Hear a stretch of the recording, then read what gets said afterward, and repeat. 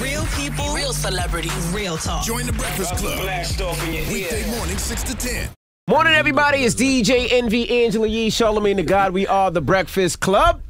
We got a special homie hanging out with us today. That's right. Bobby. B.o.B. B.o.B. Bobby Ray. Man, what's happening? What's going on, sir? I'm good, man. I'm looking at this album. I ain't even got a copy of it yet. Yeah, that's my copy. This is Yee's copy. I gotta make sure I give it back to her. This your third, right?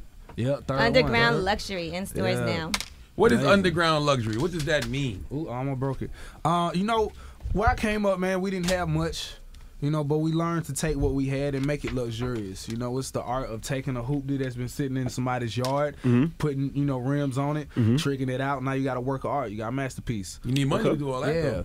Well, you know what I'm saying? we finding ways to get money, you know what I'm saying? That's the luxurious part also. It's all about the journey. I saw they were streaming the album a week early. Yeah. And it's very hip-hop. It's not, you know, some people thought that, oh, B.o.B, now he does these big pop records, but this album is pretty gritty. You piss Charlamagne off.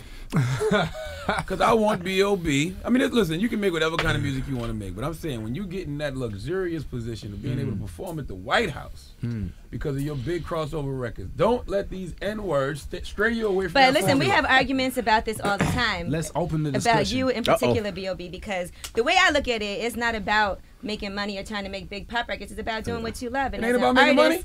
Yeah, it is, but B.o.B is a real artist. I would just make pop records. Got you. Pop money is not, rap money is not like pop money at all. Oh, we know. We know. So, you know, I find it funny when people say, you know, oh man, you sold out or whatnot. But, you know, you can't sell out unless people want to buy in. You know what I'm saying? Exactly. So, you know, all the places that I've been and, you know, all the shows that I've done, you know, that's another story. But this album for me is like getting back to where I was when I was making mixtapes, when it wasn't about, you know, like when I came out with my first album, I wasn't trying to make a pop album. So, you know, I'm not going to try to continue to do something, you know, just because it was super successful. And I know how crazy that may sound. It's like, well, you were successful with the pops to keep doing it. But it's like, for me, it's about the music. You know, it's about culture. It's not just about, you know, showing, you know, this and that. It's about really connecting with people and telling my story this time, because there are people out there who went through the same thing that I went through who could become motivated off of hearing how I came up. Right. I feel what you're saying. You was just making organic music and it happened to cross over. Yeah, exactly. Yeah. So it seems like there's a void, though. It seems like that type of music is missing, though. What kind of music? I don't want to say crossover music, but it's almost like hip hop with a crossover appeal. You know what I'm saying? Being the genius that I am. There you go. I snuck a couple of those in. Oh, there you go. I'm looking. I don't see no white people featured on this album. Oh, there you go. You got Future. Records like John Doe. You can't overlook records like John Doe. Priscilla. Who is that? She white? Like, she black. You can't just look for a white person, Charlamagne. Mike Fresh. Is he white? Mike Fresh is definitely not white. He from Atlanta. Playboy Trey. I know he ain't white. Playboy Trey is not white. T.I. Juicy J. I know them. Yeah, it's like records like Coastline, records like Nobody Told Me. These are records that you can't overlook. Even One Day, you know what I'm saying? You said that's your favorite record on the album. One Day? Yeah, it's the first time I really, you know, talk about my childhood, you know, how I grew up, you know, in the notorious house that I did. The house with no walls? Yeah. No walls. No doors. It was no house. It was just frame. Yeah. So how's your family living now that you've been so successful and everything? Well. Quite well, you know what I'm saying? Taking care of everybody? Yeah, I mean, of course. You know, my parents took care of me for 18 years, so, you know, really 17 and a half. But, you know what I'm saying? So taking care of my family in return, you know, that's a given. As an artist that's very creative like yourself, do you like the state of hip-hop right now? Yes. It's amazing, isn't it? It's amazing, man. It's back. It's like that excitement you used to feel about the artists back in the 90s. I feel like we're feeling that again. Gotcha. You know what I mean? It's like I'm a fan myself. Who do you like? Who inspires you? Man, I like the new artists. You know what I'm saying? Like, you know, people like Ab-Soul, Schoolboy Q, Zeus, Kevin Gates. You know, a lot of up and coming artists now, like, it's dope. And then Atlanta's got a whole different sound now. It's like, it's evolving. It's not just what you hear on the radio. It's not just like, cause like I talk to people from out of town. They really do feel like, you know, Atlanta, you know, it's just about the strip club and, you know what I'm saying, turning up. It's like, nah, like that's just the surface. If you go in the city and you know, go to different places and different sides of the town, you know, you see what it is. That's not even what Atlanta was based on, though. I mean, I remember Dungeon Family. Yeah. Goody Mob. Yeah. You know what I mean? I mean, that is all Dungeon Family, but that's what I remember. Yeah. Now, you're an honest guy. Yeah. When T-Pain called you for Up and Down, at the time he wasn't that hot. It was kind of cold out there. What made you do the record? Because good music. Good answer. I say this all the time. I'm not one of them artists who's going after, you know, a lot of time, you know, when you want to collaborate with some people, it's like if you ain't relevant or if you ain't popping and it can't be a power move, I'm not gonna work with you. And I'm not on that. I'm like, who's making good music? You know what I'm saying? That's where I want to go to. I'm not going to just just to have a star-studded, stellar event. Right, the record is dope, but Pain was the industry kind of turned on Pain for a little bit. Everybody started not using Pain as much. Because Future took his trap. Well, you know, man, it's always highs and lows, but you know, you remember. So you took that call on the first call. The first time you see T-Pain in your phone, you answered. Cause I'm a fan of T-Pain. You know what I'm saying? Like I grew up listening to it. You know, I remember the first time where I was when I heard I'm Sprung for the first time. I played it like 3 times in a row. But you know, I really, you know, when you go through highs and lows and you see who's rocking with you through those moments, you know who real people are. Because the record's a dope record. It's a dope record. You feel like you had a low yet? Yeah. What was your low? I feel like after my first, Strange Clouds, it was a disconnect.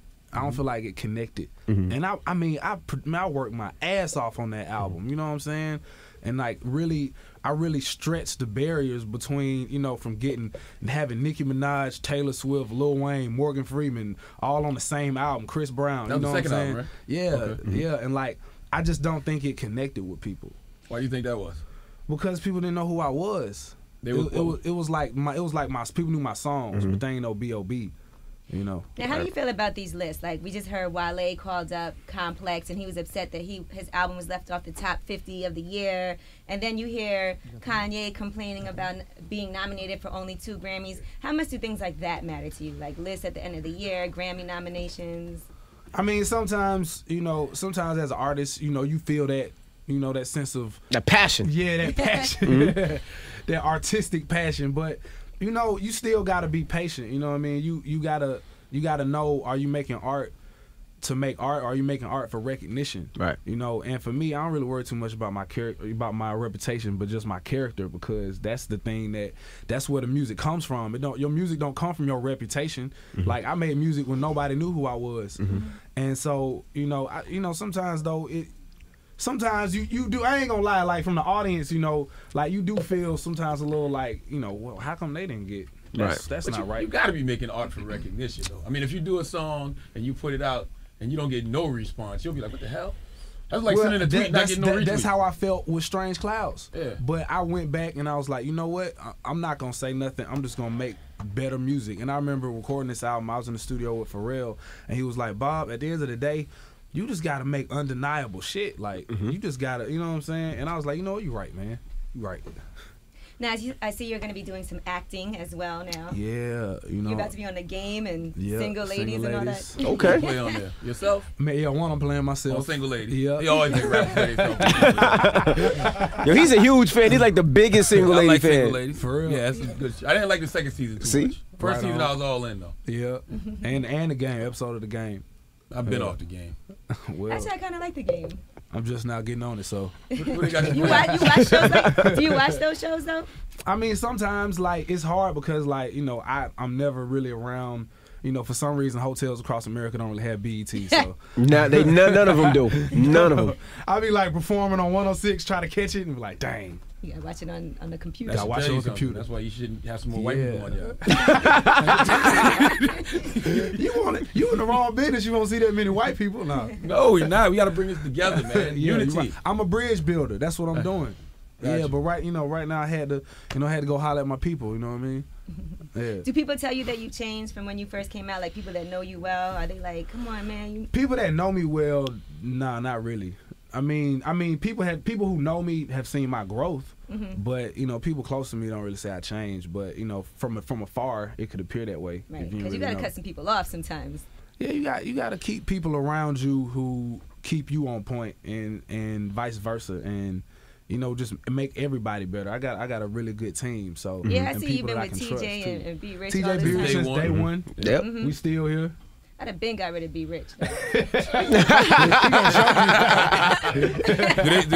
do they give you good, honest critique like B.o.B, that record's whack? Yes. Okay. Like and honestly, I've learned to just in general, like when I make something, I gotta just like kind of let go of my emotional attachment to that, because like if it ain't good, it's gonna be a rough time for you. Right. Trying to fight for something that ain't really that hot. So I go off of what people like and what what I'm getting feedback off of. How does an artist know when something's not good? Like, how do you make something, record it, lay it down? When you play a song, you like, so what y'all think about that? And it's like, it's all right. Play the other. Everybody always wants me to play the other song. Why is that? No. Have you ever been right when everybody else has been wrong? Like, you knew this record was a smash, everybody else said it was whack, but you put it out anyway and it got a great response? Well, not that particular instance, but I've been right about. He was shaking his head like hell. I've been right about a couple things. I've been right about some decisions before the record came out. Like a record like Arena, you know what I mean? It was a different beat. We feel like, we should have went with the other beat, but now also T.I. What's T.I.'s involvement as far as your project? Is he on top of it? Is he in the studio? Yeah, he kind of adjusts as I grow. You know what I mean? Like as I really grow, because like I executive produced this album. I produced like 80% of it and really was very hands on. So the more hands on I get, the more he kind of sees that, and you know what I mean? But he's always supportive regardless of what I'm trying to do. Like, even when I was going through my rock phase, he was like, rock on, young brother. Do what you gotta do. Are you still doing a rock album? Yeah, I am. Yeah, I'm actually playing guitar a lot on this project, but, it may be, all the gold and the fur may distract you. You could have this one. I got another one. Oh, cool. You can keep that. This is my first copy. You still got my first copy. You want me to sign here it? on the Breakfast Club. You still got a CD player? I want y'all to sign it for me. You still got a CD player? In my whip, I do. Yeah. Okay. Yeah. Man in the Martian, that's still happening. You and T.I. collaboration? Yeah, it's still happening. We're gonna do it. It's gonna happen. We're gonna will it. That and my rock EP. And what about a tour? Underground luxury tour. A luxury tour. Sounds luxurious. One of the two. Now, do you really rep Hustle Gang? 100%? Yeah. He sure does. Okay. Yeah, man. Yeah. Because it seems like it's the Hustle Gang, but then they scream you, but it just seems like you're B.o.B. You got your own island to yourself. I mean, well, there's nothing wrong with that either. We're all a really diverse group of artists. Gotcha. You know what I'm saying? And I rep Hustle Gang a lot. It was a time. It was like I felt like I was saying it too much. Gotcha. Absolutely. Yeah. Well, T.I. called in yesterday and said that he promoted your album. Did plug your album. Made sure to get your album today. So we appreciate you joining us. The album's in stores right now. Right now. Make sure you get it. Underground Luxury. Did you check out T.I.'s holiday special? Yeah, I did check it out. What you thought? I think everybody should go watch it. Okay. Oh, I wanted to ask you, are you doing more stuff like The Game and Single Ladies because you want people to know who B.o.B is now? Well, I mean, that's more like an extracurricular, to get into something more. But so you really trying to act now for real? Like you're gonna maybe some major motion pictures? Yeah, you know what I'm saying. I'm a ripe age of 25. You know what I'm saying. Ripe I'm ready. age. You still think your music is bigger than your face? No. Gotcha. Now it's not. Now it's like I go. I can go to a mall in Korea and everybody go crazy, and in the hood somewhere in Chicago and everybody go crazy. I hear a lot of chicks talking about B.o.B too. For real? Yeah, I do. You banging a lot of chicks out there, man? Me? Nah. I didn't say that. You need more of those rumors though. You need more of He don't want B.o.B those. was spotted with Iggy Azalea or stuff. Oh really? Let me just get my. No. B.o.B. The album in stores right now. Underground Luxury. Yes. It's the Breakfast Club.